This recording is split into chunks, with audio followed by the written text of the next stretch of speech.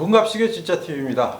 지난 7월 23일 독도 부근 해상에서 중국과 러시아가 우리 영공을 침해하고 여기에 따라서 출동한 우리 전투기들이 경고 사격을 했다는 뉴스가 전해져서 전 국민을 놀라게 했죠.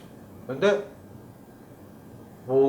지금 현지 국방부에 있는 사람들은 중국과 러시아 비행기를 향해서 총을 쏜 걸 잘한 것처럼 얘기하고 있는데 사실은 우리나라 영공이 완전히 유린됐다는 게 이 사건의 진실이라고 합니다. 오늘도 김동현 전 월가조선 기자를 모시고 그 사건의 전말에 대해서 한번 알아보겠습니다. 이게 사실 그 전현직 공군 관계자들하고 안보 전문가들은 이게 완전히 영공을 유린당했다. 왜 그런 얘기가 나오는 거죠? 그러니까 이게 일반적으로 있습니까? 지금 현 정부를 지지하는 지지자들, 또는 이런 분야에 잘 모르시는 분들은 우리가 잘했다 이런 얘기를 합니다. 이제 드디어 경고 사격에서 본때를 보여줬구나 이런 식까지로 얘기하면서 아주 흡족해하고 있습니다. 근데 이거는 정말 잘못 알고 있는 겁니다. 그래요? 왜냐하면 이번 사건은 전쟁이 촉발할 수도 있을 만큼 위험한 것이고 경고 사격을 하지 않고서는 이게 해결이 되지 않는 문제라는 거예요. 그러니까 그만큼으로 위기였다는 거예요. 자, 이렇습니다. 이게 또 모든 교전 규칙은 다 그 절차가 있어요. 단계 밟아서 올라갑니다. 그러니까 영공을 침범했지 않습니까? 러시아든 중국이든 침범을 했으면 처음에 경고 방송을 합니다. 그게 1단계입니다. 1단계 조치를 취합니다. 자, 나가라 얘기를 합니다. 그럼 말을 안 듣죠? 그러면 이제 위협 기동 또는 이제 밀어내는 기동이 있습니다. 따로. 그게 뭐냐면 이제 이게 침범을 했다 칩시다. 그럼 얘가 들어가가지고 우리 전투기가 밀어냅니다. 계속 이런 식으로 밀어내는 이런 기동을 해서 계속 너 나가라 이걸 하는 겁니다. 몸으로 보여주는 거죠. 그래도 안 돼. 그러면은 이제 하는 게 경고 사격입니다. 그러니까 이 옆에다 쏩니다. 여기도 쏘고 여기도 쏘고 이렇게 옆에다 쏜 다음에 그 다음 총알은 당신을 향할 것이다 라는 걸 알려주기 위한 경고 사격이에요. 그리고 마지막 4단계가 제가 말한 직접 사격 같은 거죠. 그러니까 조준 및 무장 발사, 그러니까 요격입니다. 자, 그러면 이렇게 생각합시다. 경고 사격을 했는데 만약에 러시아가 안 나갔어요. 그럼 우리는 이걸 요격해야 돼요. 그렇죠. 그러면 러시아 항공기에 미사일을 발사하는 행위, 이게 뭐가 됩니까? 전쟁이죠. 전쟁 촉발입니다. 적기라고 해도 전쟁상, 그러니까 적기를 공격하는 행위는 바로 이건 전쟁을 촉발하는 거예요. 그러면 경고 사격을 했다는 얘기는 전쟁이 나기 직전 상황까지 지금 처했다는 거예요. 그렇기 때문에 경고 사격이라는 거는 전례가 없습니다. 현재까지 이 영공이 뚫리긴 했어도 전부 다 웬만하면 경고 방송에서 나가요. 경고 방송에서 나가거나 아니면 우리 전투기 출격해서 다가오는 모습 보면 나가요. 그리고 이 경고 방송도 이 방법이 몇 가지가 있어요. 우리가 하고 있는 중앙방공 이 관제소가 있어요. 관제소에서도 경고를 하지만 전투기가 가서도 또 말을 해요. 그러니까 미리 여기 관제소에서 전투기를 출격함과 동시에 경고를 하고 있어요. 그럼 여기서 말하는, 그러니까 우리 전투기를 직접 보기 전에 공중에서 조우하기 전에 경고를 듣고 이미 나간다는 얘기예요. 그동안은 그래 왔습니다. 근데 이번에는 경고 방송을 했고 전투기까지 왔고 전투기가 와서 위협 기동하고 했는데도 안 나가니까 경고 사격까지 했다는 거는 그만큼 이 중국하고 러시아가 우리를 무시했고 거의 배째라식으로 나왔다는 거예요. 그리고 여기서 더 염려되는 거는 만약에 다음이 지금 문제입니다. 이번엔 경고 사격을 하고 이제 나가긴 했습니다. 다행히. 만약에 얘들이 안 나가면 어떻게 할 겁니까? 이게 진짜로 배째라식으로 러시아가 이번에 간을 봤잖아요. 우리 지금 어떻게 나오는지 봤어요. 이번에 24분간 우리 영공을 뚫고 있었어요. 자, 지금까지 전례를 보면은 24분씩 있는 적이 없어요. 다 5분, 3분, 몇 분 안에 다 나갑니다. 근데 지금 24분이면 거의 30분 가까이 우리 집 안방에 들어와 있는 거예요. 그러니까 우리 집 가정집으로 말하면 진짜 안방에 외부인이 생판 모르는 사람이 들어와가지고는 무기 달고 와가지고 왜 날강도가 들어오는 그렇죠. 강도가 들어와가지고 안 나가는 거예요. 우리 집 안방에서 나가요 하는데 안 나가는 거예요. 그러니까 이게 지금 러시아는 이런 걸 잘 밀어붙입니다. 거의 무대뽀로 밀어붙이죠. 미국하고도 이런 일이 계속 있었어요. 그렇기 때문에 만약에 러시아가 진짜 마음 먹고 안 나가는 상황, 24분 이상 머무르는 상황이 발생했을 때 이거를 요격하라는 지시는 대통령이 내립니다. 군 통수권자가 내려요. 과연 우리 군 통수권자가 이걸 요격하라고 얘기를 할 수 있을지 지금 그런 게 지금 다음 이제 벌어질 상황이 지금 염려가 되는 상태입니다. 근데 이번에 우리 공군이 이제 러시아 비행기에 대해서 대응한 게 지난번에 광개토 대항함하고 일본의 P1 초계기에 대해서 내린 대응하고는 아주 정반대였다. 예, 그렇죠. 이게 영공 침범 요번 사건이 시사하는 바가 큽니다. 네. 그러니까 지난번에 P1 초계기가 광개토 대항함 근처로 가가지고 네. 광개토 대항함이 네. 이제 조준을 했어요. 그러니까 네. 조준 장전을 했습니다. 네. 그리고 그 다음 무장 발사입니다. 네. 그러니까 이거는 뭐냐면 아까도 말했다시피 이게 4단계 절차가 있어요. 네. 그러면 1단계 경고 방송, 네. 2단계 위협 기동, 네. 3단계 경고 사격, 네. 4단계 조준 무장 발사입니다. 네. 근데 우방국인 우리 그 일본의 P1 초계기가 오니까 1단계, 2단계, 3단계 다 건너뛰고 4단계를 한 거예요. 네. 자, 이 락곤이라는 개념이 뭐냐면 네.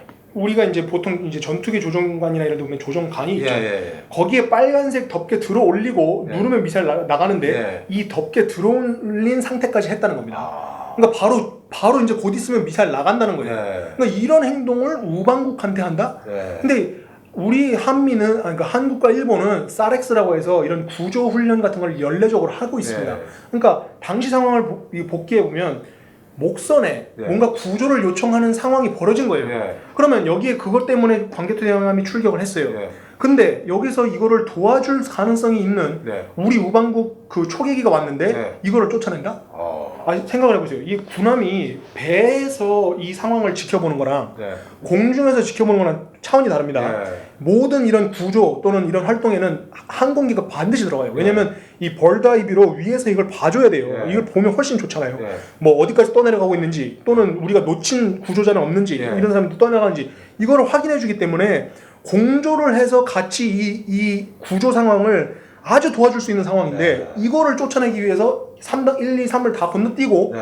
조준을 했다? 네. 이게 이해가 안 되는 거예요. 지금까지도 그때 당시 강경 대응을 하고 일본의 그 물음에 네. 대답도 안 하고 있죠. 네. 그리고 이번 그 경제 보복, 일본발 경제 보복 기저에도 이게 좀 깔려 있습니다. 아. 그러니까 이런 우방국을 향한 조준하는 최초의 사례가 지금 벌어졌고 당시 이런 조준 사격의 명령도 네. 아무나 할 수 있는 게 아닙니다. 네. 이것도 높은 사람들이 해야 돼요. 그러니까 합참이라든지 그 이상 되는 사람들이 명령을 해야 됩니다. 그러니까 이런 명령을 냈다는 건 이상한 거고 그런데 이번 영공 침범 사례를 보면 네. 중국, 러시아 적국 아닙니까? 네. 적국이 들어왔는데 왜 이번에는 4단계로 안 건너뛰고 예. 1단계, 2단계, 3단계 착실하게 그 교정 규칙을 따랐어요. 네. 그러니까 누가 적이냐 말이죠. 지금 현재 네. 이게 누가 주적이 됐는지 알 수가 없는 상태다. 그다음에 러시아의 마스키 로브카 기법이란 게 있습니다. 예, 마스키로브카라고 해가지고 이게 기법이 있는데 네. 이런 겁니다. 이번 영공 침범을 두고 나서 청와대에서 네. 바로 러시아 측이 약간 사과했다는 투로 얘기를 했어요. 뭐 네. 이 기기 그렇죠. 오작동으로 예. 들어왔고 자기들이 영공 침범 사실을 인정했다. 서울에 있는 이제 주한 예. 러시아 무관인가가 이제 이제 요 내용은 이제 청와대가 합니다. 하고 이제 거기서 이제 말씀하시는 대사관에서 그걸 정정했죠. 그러니까 우리 그런 말 한 적 없다 네. 이렇게 한 겁니다. 그러니까 청와대가 급하게 이제 러시아가 마치 사과한 듯이 발표를 했는데 러시아에서는 아니 우리는 그런 거를 발표한 적이 없는데 무슨 말이냐 우리 사과한 적 없다라고 나온 겁니다. 자 청와대가 당시 사과했다는 발표를 하자 러시아 전문가라든지 외교 전문가들은 전부 고개를 갸우뚱했어요. 아니 러시아가 설마 그런 사과를 했다고? 그러니까 믿을 수가 없는 거예요. 왜냐 하면은 지금 현재 푸틴 대통령은 KGB 정보부 출신입니다. 그렇기 때문에 정보부의 공작에는 이런 방식을 많이 사용을 해요. 거기서 대표적인 이 공작의 방식이 DND라는 게 있습니다.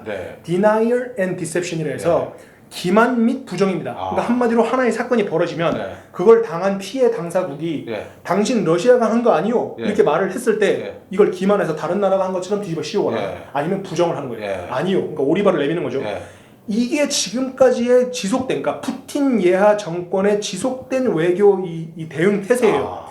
그거를 이제 군사적으로 말하면 아까 말한 마스키로브카라고 말을 합니다. 그러니까 마스크를 쓴 것 같다 해서 위장을 했다 같다 해서 마스키로브카 이 전술이라고 해요.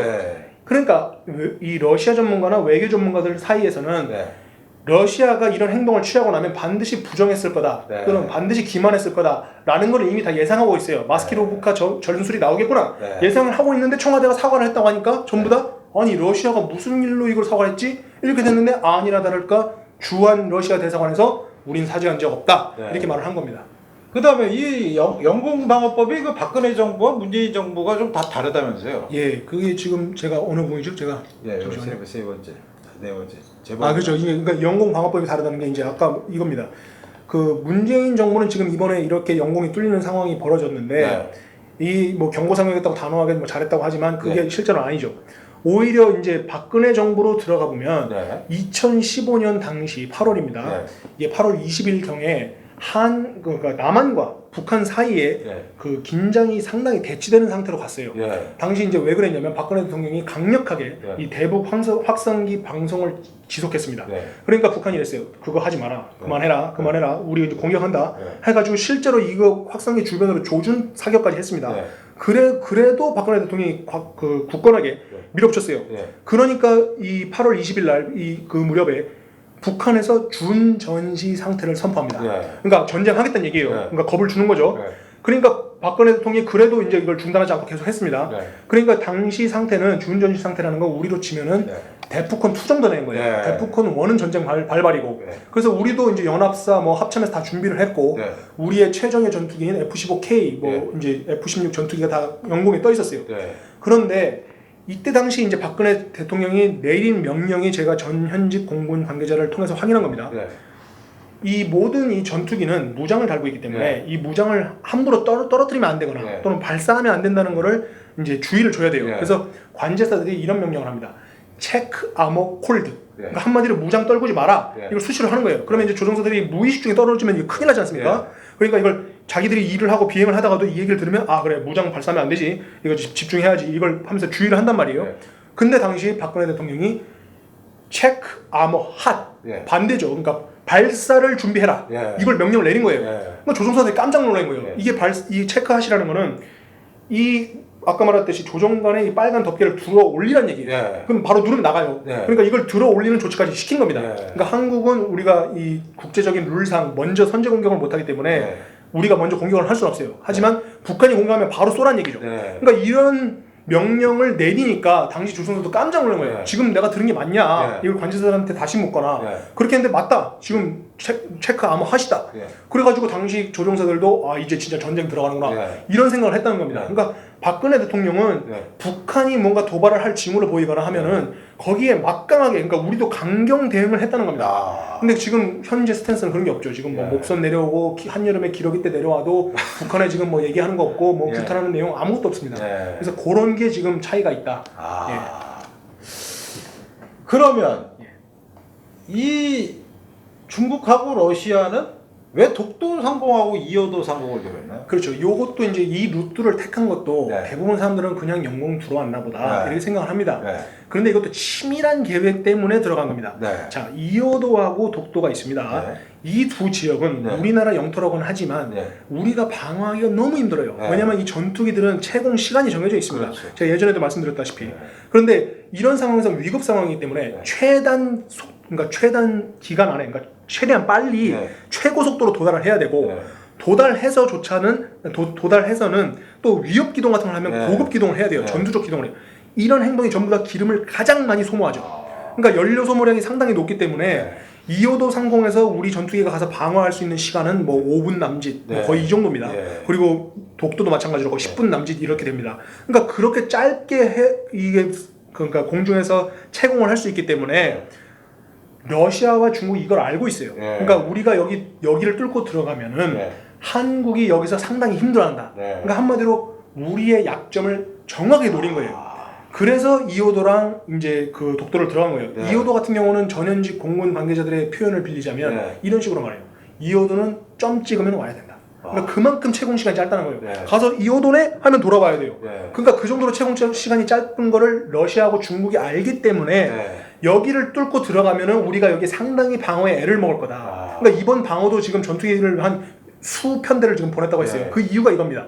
하나의 편대를 보내서 막고 있는 동안에 네. 연료가 떨어지니까 추락합니다. 네. 이거 추락하고 버틸 수가 없죠. 네. 그러니까 돌아가야 돼요. 네. 그럼 이 얘가 돌아가는 동안에 이 공백이 생기잖아요. 네. 그럼 이걸 또 와서 또 다시 와줘야 돼요. 그러니까 네. 계속 순환으로 이걸 해줘야 되는 거예요. 네. 그렇기 때문에 이걸 수편대가 계속 날아가야 돼요. 네. 근데 여기 하나 덧붙일 수가 있죠. 이런 상황을 우리가 알기 때문에 우리가 공중급유기를 도입했습니다. 아. 네들 도입했어요. 네. 근데 이것도 지금 현재 작전을 할 수 있는 상태가 아니에요. 아. 전력화가 2020년 지금 7월인가 8월입니다. 아. 내년이에요. 네. 그러면 만약에 우리가 공중급유기가 있었다면 상황이 달라지죠. 네. 얘네들이 우리 전투기들이 모기지로 돌아올 필요 없이 공중급유하고 바로씩 가면 돼요. 네. 그럼 바로바로 작전 능력이 이제 향상이 되는 거죠. 네. 근데 중국하고 러시아가 우리가 공중급유기는 있지만 네. 작전 상태가 아니라는 것도 알고 있어요. 아. 네. 그렇기 때문에 올바른 정보라고 한다면 지금 첫 번째 지시는 이겁니다. 우리 공중급유기의 전력화, 그러니까 이 작전 가능 상태를 조속히 준비해라. 이게 지금 나와야 될 1번 명령입니다. 더군다나 지금 우리 국방부 장관은 공군 출신이죠. 누구보다도 이 사실을 잘 알고 있어요. 근데 지금 이런 보고를 하지도 않았고 지금 우리가 이 공중급유기를 바로 작전 태세로 들어갈게 준비를 해야 됩니다. 이걸 앞당겨야 됩니다. 라는 얘기를 해야 되는데 지금 이런 방법 말이 없죠.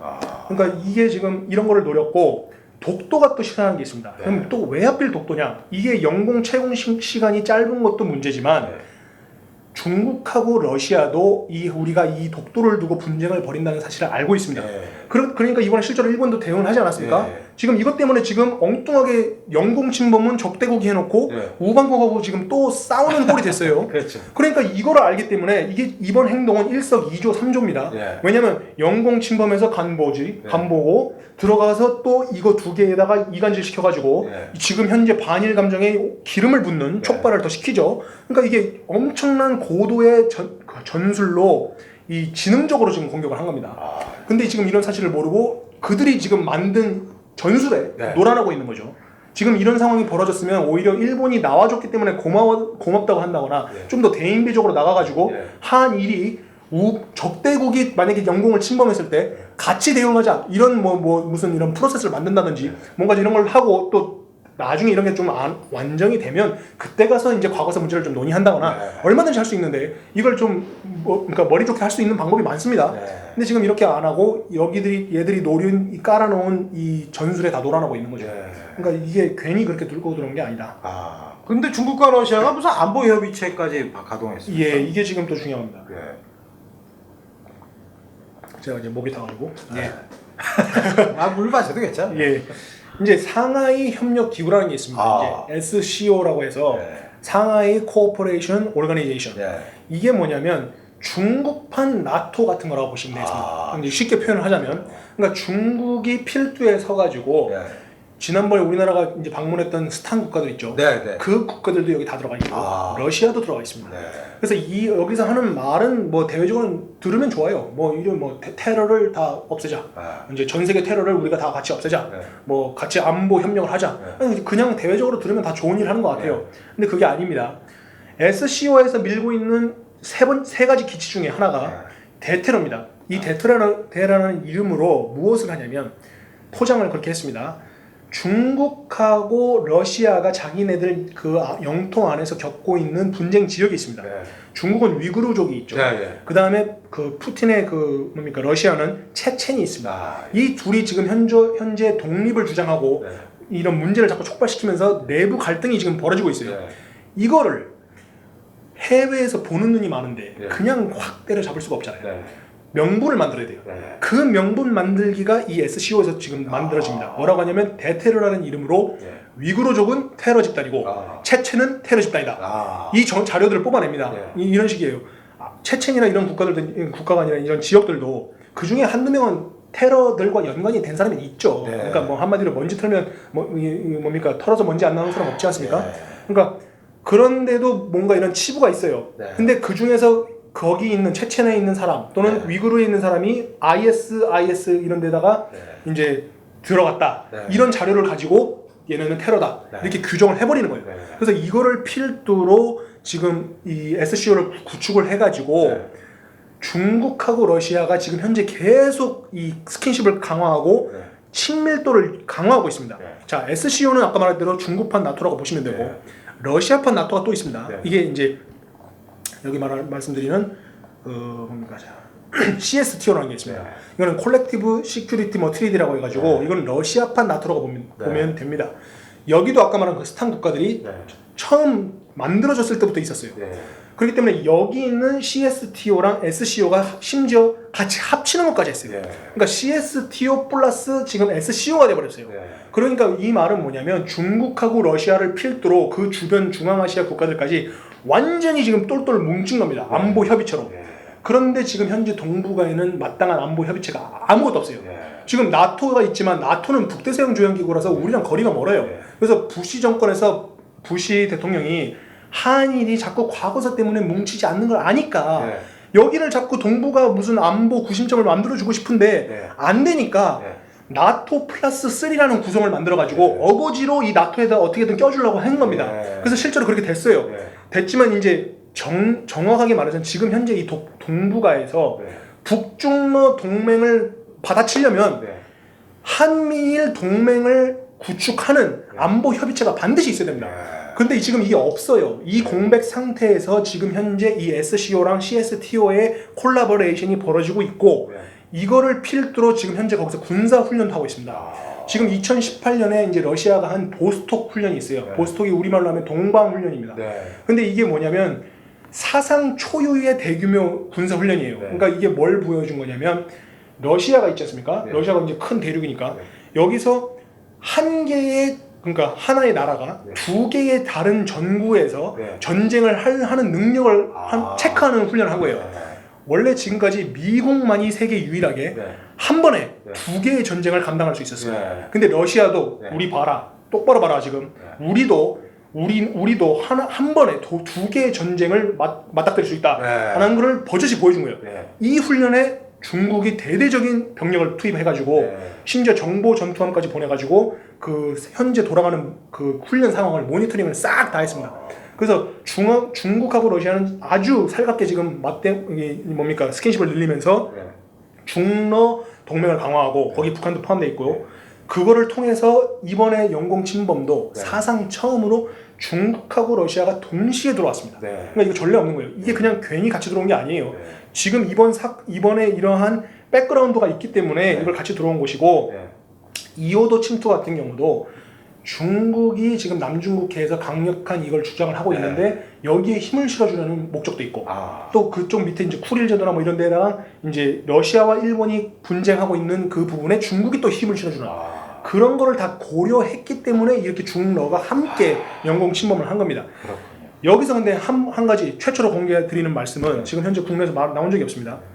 이 SCO는 한마디로 아까 말했다시피 중국판 나토예요. 근데 여기에 한국이 끼면 되겠습니까? 안 되겠습니까? 안 되죠. 한국은 나토 플러스 3에 지금 들어가 있기 때문에 미국의 동맹입니다. 근데 미국의 동맹인 한국이 지금 이 SCO에서도 지금 기웃기웃 거리는 게 지금 나와 있습니다. 실제로 그 SCO 웹사이트에도 지금 나와 있습니다. SCO가 지금 그 추진하는 중국이 말하는 완슈 다이로그라는 게 있습니다. 이게 일종의 그러니까 중국판 평화 그 프로세스입니다. 그러니까 전 세계적으로 평화를 하자라는 게 이제 중국식 스타일인 거죠. 말만 평화지 이것도 약간 그 고려 연방제 이런 스타일로 그런 걸 기반에 둔 겁니다. 근데 이 회의를 하는데 여기에 사상 처음으로 한국이 사람을 보내가지고 참석을 했습니다. 2017년에. 그러니까 이거를 참석을 했기 때문에 이거는 그러니까 전례를 찾아볼 수 없죠. 그래서 이런 부분도 지금 우리 국민들은 모르고 있는데 미국 입장에서도 이게 지금 어떻게 했습니까? 지금 그러니까 미국의 동맹인 한국이 중국판 나토에 기웃거린다? 이러니까 지금 이제 일본도 이런 상황을 아는 거고 미국도 그런 상황을 알기 때문에 이번 영공 침범에서도 미국이 잠잠코 있는 분위기를 보여주는 걸 수도 있습니다. 우리가 계속 지금 친중 스탠스를 보이지 않습니까? 문재인 정부가 지난번에 사드 3불 원칙이라 해서 시진핑 만나가지고 사드 추가 배치 안 한다 뭐 이런 내용 쭉 말하고 약속하고 왔지 않습니까? 이래 놓으니까 지금 현재 돌아가는 판국이 이상하게 가니까 더군다나 SCO에까지 참석을 해가지고 중국식 평화 프로세스에 우리도 힘을 실어준다. 이건 도대체 뭘 하겠다는 겁니까? 고려 연방제를 따르겠다는 겁니까? 그러니까 지금 이런 프로세스로 지금 가고 있다. 그래서 지금 이런 내용은 그러니까 지금 대외적으로 알려지지 별로 않았기 때문에 국민들도 이런 상황을 아셔야 됩니다. 이 정부가 국민들 모르게 나쁜 짓 엄청 많이 했구만요. 지금 보니까. 그리고 지금 사드 같은 경우도 원래 지금 정상적으로 돌아간다고 한다면 사드가 탑재하고 있는 그 레이더가 상당히 좋은 레이더입니다. 이게 그 X밴드 레이더인데 X밴드 레이더는 원래 장거리를 탐지가 불가능합니다. 근데 사드는 이게 가능해요. 그렇기 때문에 이 사드 레이더를 잘 활용하면 이번에 이런 그 탄도미사일이라든지 또는 다른 종류의 미사일을 도발을 했을 경우에 탐지를 잘 할 수가 있어요. 그리고 제가 예전에도 이제 이스라엘에 있는 그 INSS라는 국방 싱크탱크가 있습니다. 거기 이프타 샤피르라는 그 중령 예편한 그 연구관을 제가 인터뷰를 한 적이 있어요. 이 사람은 이 탄도미사일 전문가입니다. 이 사람한테도 제가 그때 물어봤어요. 우리가 지금 사드 포대를 배치하는데 한 개 포대를 배치해서 충분히 커버가 될까? 라는 걸 질문을 던지니까 절대 안 된다. 기본 2개다. 기본 2개인데 지금 우리는 주구장창 1개라고 했고 중국에 가서 이미 1개 이상 안 한다고 지금 말을 했어요. 네. 그러니까 지금 같은 상황에서 사드가 만약에 2개가 있었다면은 네. 탐지 능력이 배가 됩니다. 그러니까 아까 말한 그 아오모리랑 교토. 예, 교토에 있는 그 엑스밴드 레이더 네. 이런 능력이 사드가 갖고 있기 때문에 네. 사드가 같이 이거랑 연계를 해버리면은 네. 엄청난 정보력이 되고 이런 탐지에도 상당히 그 우수한 성적을 낼 수가 있어요. 네. 근데 지금 이런 활용도 못 하고 있는 거 같고 네. 더군다나 지금 성주 사드 포대조차도 기름을 지금 제대로 못 주고 있지 않습니까? 공중급유한다면서요? 예, 지금 공중으로 헬기가 기름을 날라주는 상태니까 이번 사건에서도 이번 미사일 발사 도발 당시에도 네. 이게 지금 제대로 가동되고 있었는지가 지금 의문입니다. 이거에 대해서 지금 국방부 말도 안 했어요. 그래서 지금 이런 것까지 생각하면은 지금 상당히 불안한 상태입니다. 예. 또 30분을 넘어간 것 같습니다. 예. 아주 그 김도영 기자가 열을 내서 지금 그 땀을 많이 흘리고 있는데 방송이 좀 길어졌습니다. 그렇지만 하나하나 전부 귀담아 들을 얘기고 저희가 처음 듣는 얘기들이 많죠. 예, 문갑식의 진짜 TV는 기존의 신문이나 방송에서 볼 수 없었던 특종이나 뉴스 뒤에 가려진 진짜 뉴스, 새로운 시야, 그리고 스토리를 발굴해서 여러분께 전해드리는 코너입니다. 우리 이 TV가 더욱 활성화돼서 우리 김동현 기자 같은 젊은 기자들이 더 유명해지고 또 여러 기회를 잡을 수 있게 여러분들이 구독, 좋아요, 댓글도 달아주시고 월간조선도 좀 구독해 주시고 또 유명하게 후원도 바라겠습니다. 김 기자 오늘 수고 너무 많이 했어요. 아닙니다. 감사합니다. 네, 감사합니다.